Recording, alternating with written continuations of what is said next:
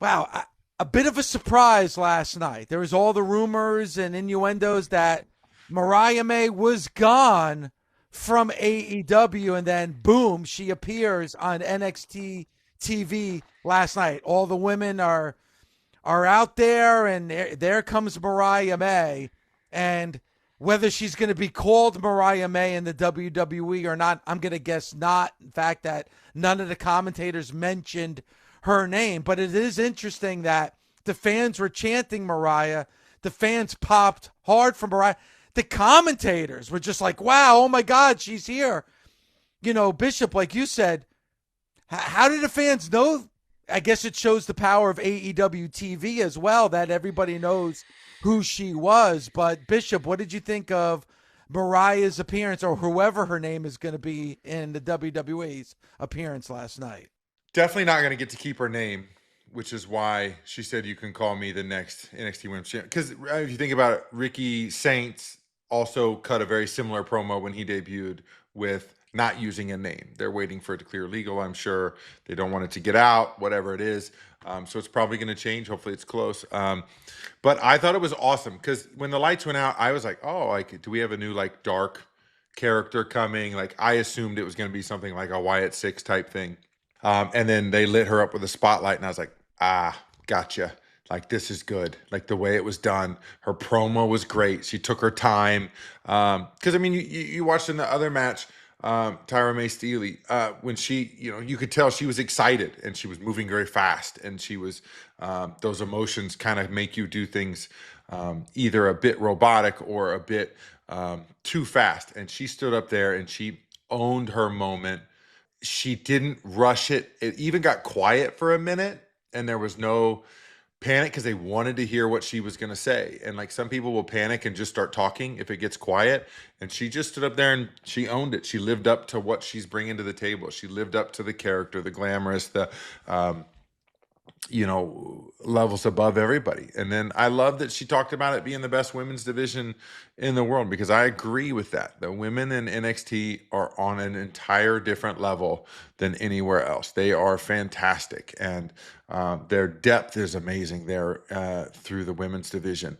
And so this adds to it. And she's someone, who can be there for 2 months, do her thing and go up to the next level, or she can stay there and help carry the brand for a while. I think she's got a ton of talent. I'm excited to see what happens. But I thought last night, the way it was done, the surprise, especially because there's all these fans always walking around the building at NXT. It's hard to hide anything there. It's hard to hide anything, period, with people's big ass mouths and wanting to get over with dirt sheets. They're going to rat stuff out to get themselves a good report from somebody. But it was a total surprise. I think they did a great job with that. And again, she took her 2 minutes and she fucking owned it.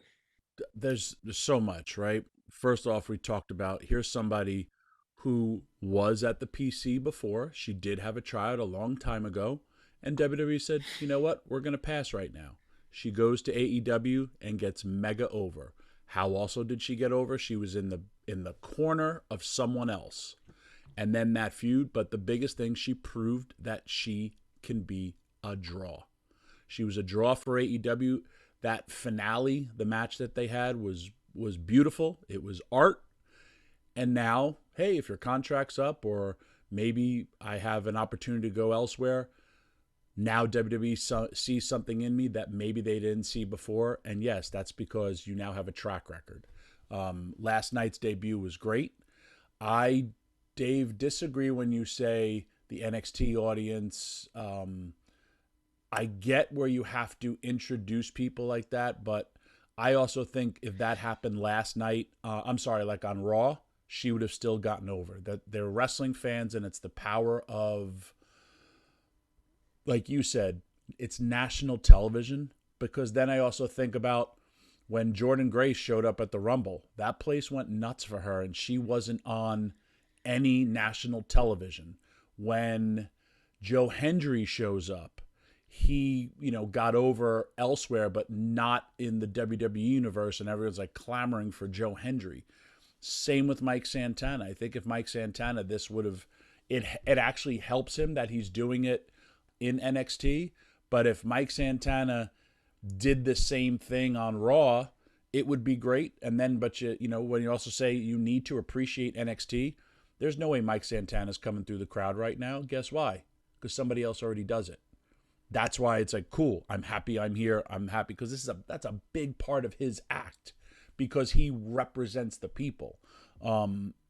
Back to Mariah, it's going to be the same people that were making noise about the Ricky Saints, Ricky Starks.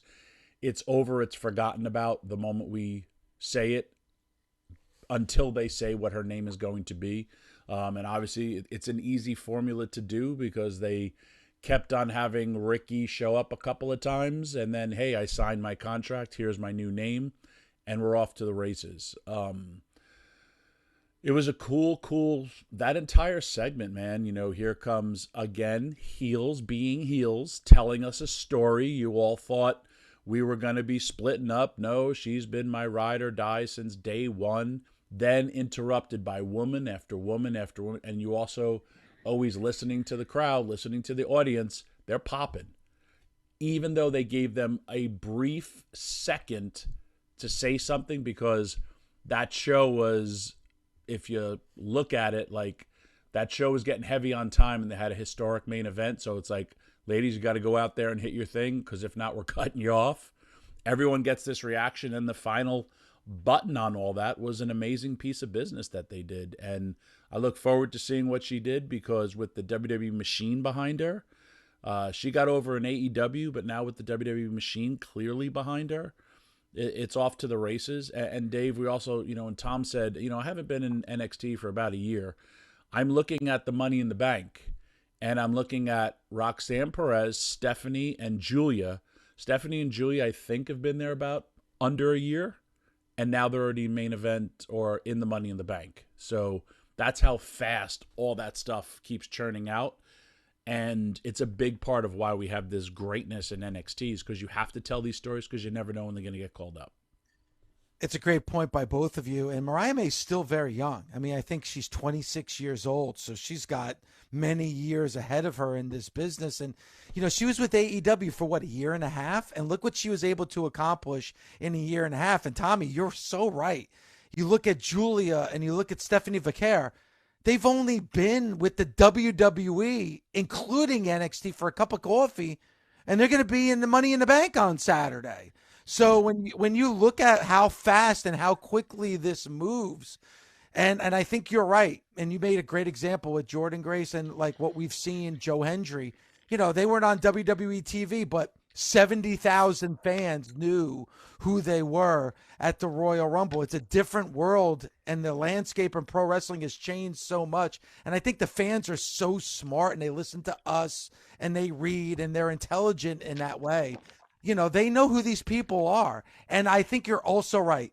Whatever name they come up with, we're going to get a full bank of phone callers saying, oh my God, how can you change that name? We all know her by Mariah May. And then within a month, you're going to forget all about Mariah May, and whatever this new name is going to be, that's the name that you're going to go with, and you're going to be fine with it.